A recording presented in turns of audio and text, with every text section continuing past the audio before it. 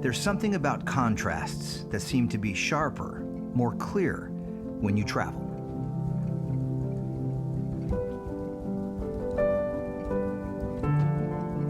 A drive on Interstate 15 through Las Vegas, Nevada at rush hour is starkly different than a drive here just an hour away.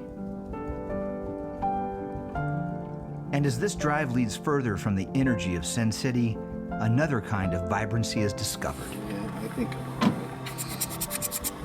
A place where ancient sandstone emerges from the surrounding desert floor and paints a frame alive with color. We come up over the trail and there's this combination of colors all in one frame that you can grab. There's purple, there's yellow, there's the sandstone, kind of blondish color. Valley of Fire State Park in Nevada is often overlooked, with nearby Zion and Grand Canyon National Parks fighting for the spotlight.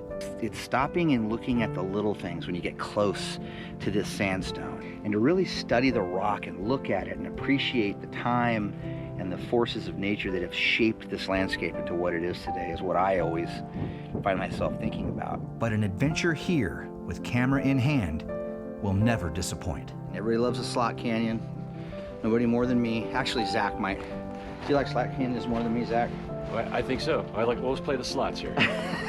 We're gonna play the slots here. Like any adventure, there will be events occasionally unforeseen. First aid kit.